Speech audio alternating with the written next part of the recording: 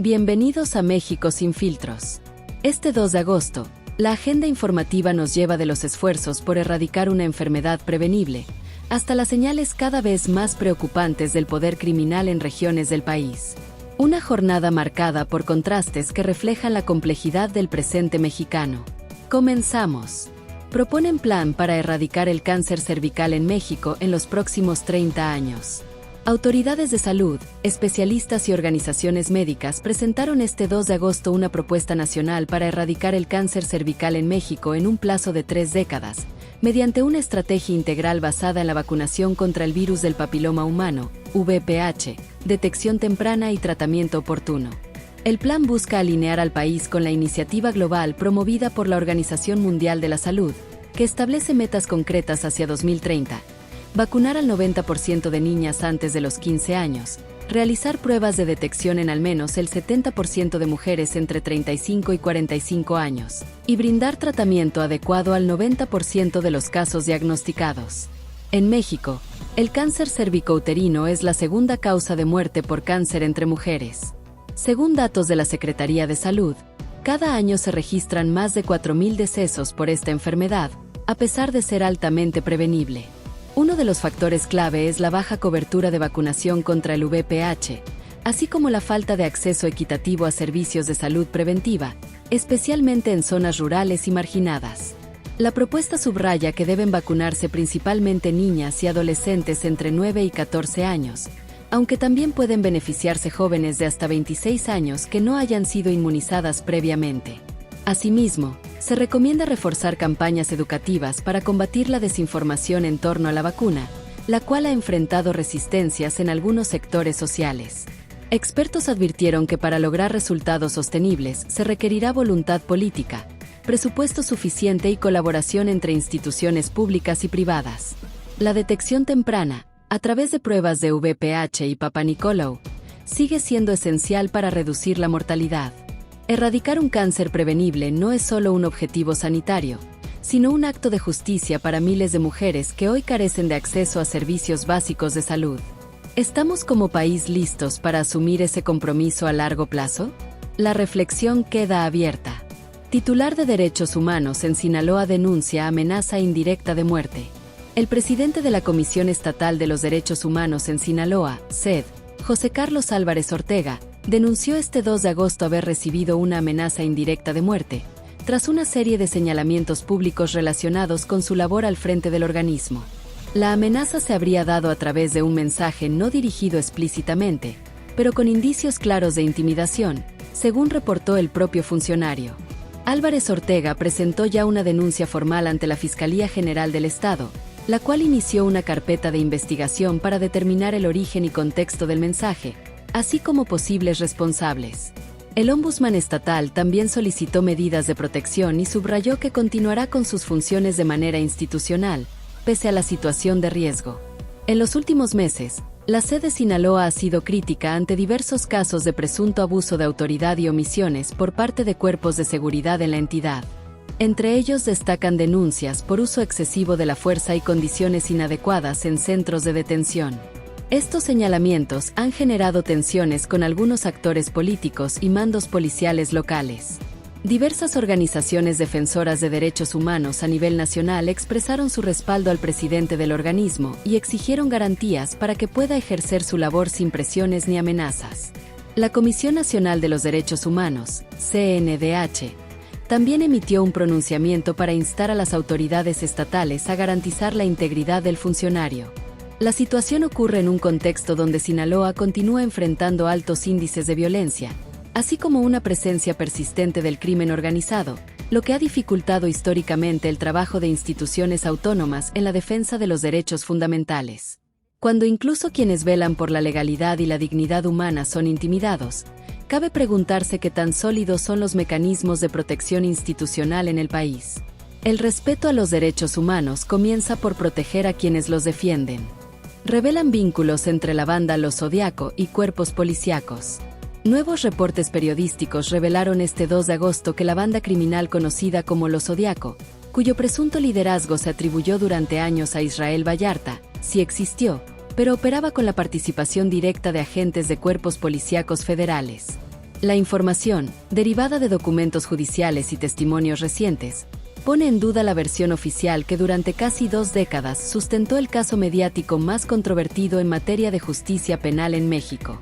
De acuerdo con la investigación publicada por Infobae México, los verdaderos integrantes del grupo delictivo habrían sido elementos de la entonces Agencia Federal de Investigación, AFI, quienes simulaban operativos, detenían arbitrariamente a personas y se beneficiaban económicamente del cobro de rescates en secuestros encubiertos. Estas acciones habrían sido toleradas, o incluso coordinadas, desde niveles altos de mando durante el sexenio de Vicente Fox. La figura de Israel Vallarta fue utilizada como pieza central para sustentar la narrativa oficial en 2005, cuando fue detenido junto con Florence Cassés en un operativo televisado que, posteriormente, fue reconocido como un montaje. Vallarta fue liberado apenas esta semana, luego de permanecer casi 19 años en prisión sin sentencia firme. Los hallazgos recientes refuerzan la versión que Vallarta y sus abogados han sostenido desde el inicio, que fue incriminado injustamente por una estructura de poder que utilizó su caso como exhibición pública de eficacia policial, a costa de su libertad y sus derechos fundamentales. Organizaciones de derechos humanos han exigido que estos nuevos datos sean considerados para abrir una investigación penal contra los responsables de la fabricación del caso y de los crímenes cometidos bajo la cobertura institucional. Hasta ahora, no se han anunciado medidas oficiales al respecto. La verdad detrás del caso Vallarta no solo exhibe un error judicial, sino una maquinaria de impunidad operada desde el propio Estado. En un país donde la justicia aún es selectiva, queda abierta una pregunta incómoda: ¿cuántos más fueron víctimas de un aparato que, en nombre de la ley, violó todos sus principios? Sofía Niño de Rivera respalda mensaje de Chicharito Hernández sobre salud mental.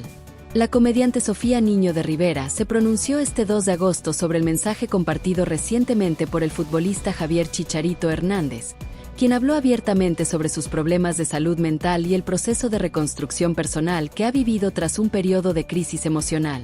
Para la comediante, el testimonio del delantero es relevante no solo por su visibilidad mediática, sino por la necesidad urgente de figuras públicas que hablen con honestidad sobre temas de salud emocional. Durante una entrevista con medios, Niño de Rivera expresó que la sociedad mexicana arrastra estigmas profundos en torno a la salud mental y que gestos como el de Hernández pueden abrir conversaciones necesarias en espacios donde tradicionalmente han sido ignoradas. Necesitamos a alguien así, alguien que hable sin tapujos desde un lugar de vulnerabilidad, señaló. La comediante, quien también ha abordado temas relacionados con el bienestar emocional y la presión social en sus espectáculos y redes, subrayó que los deportistas de alto rendimiento suelen ser percibidos como invulnerables, lo que hace aún más significativo que se expongan desde lo humano y no solo desde lo profesional. El mensaje original de Chicharito, difundido en un video publicado esta semana, ha generado una amplia reacción en redes sociales, donde usuarios y otros personajes públicos han compartido sus propias experiencias, agradeciendo el gesto del jugador. En el material, Hernández reconoce haber atravesado un periodo de aislamiento, culpa y desgaste mental, y llama a normalizar la búsqueda de ayuda psicológica. El testimonio se da en un contexto donde el tema de salud mental ha ganado espacio en la conversación pública, pero aún enfrenta grandes obstáculos culturales y estructurales, especialmente entre hombres, deportistas y figuras públicas, donde la exigencia de éxito suele opacar el reconocimiento del malestar emocional. En un entorno que premia la perfección y castiga la fragilidad, abrir la conversación sobre salud mental no es un acto menor. Tal vez haya llegado el momento de dejar de ver la vulnerabilidad como debilidad y comenzar a reconocerla como un paso hacia la salud colectiva. Grupo armado ataca la casa de alcaldesa en Michoacán en aparente disputa entre cárteles. Un grupo armado atacó e incendió la vivienda de la alcaldesa del municipio de Cotija, Michoacán, Yolanda Sánchez Figueroa, en un acto que, según reportes preliminares, estaría relacionado con la disputa territorial entre el cártel Jalisco Nueva Generación, CJNG, y una célula rival conocida como El Primo. El ataque ocurrió durante la madrugada del 2 de agosto y no dejó personas lesionadas, ya que la presidenta municipal no se encontraba en el inmueble al momento del atentado. De acuerdo con información difundida por medios locales y confirmada por autoridades estatales, los agresores irrumpieron en la propiedad, realizaron múltiples disparos y posteriormente prendieron fuego a la vivienda. Elementos de la Guardia Nacional y la Policía Estatal acudieron al sitio para asegurar la zona y dar inicio a las investigaciones correspondientes.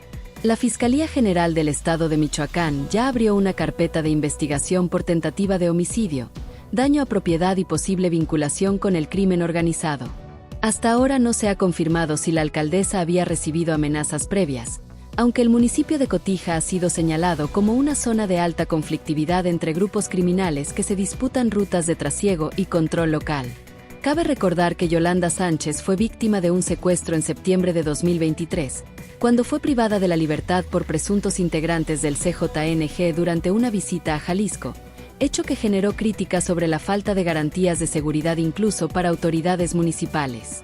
Diversos analistas y colectivos de seguridad han advertido que los ataques directos contra funcionarios públicos son una forma de presión que los grupos criminales utilizan para imponer control territorial, operar con impunidad o forzar alineamientos políticos locales.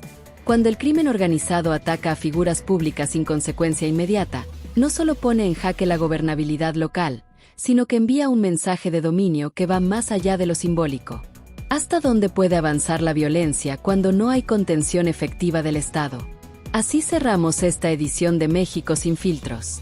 Las noticias de hoy confirman que los desafíos del país no se limitan a lo sanitario o lo institucional.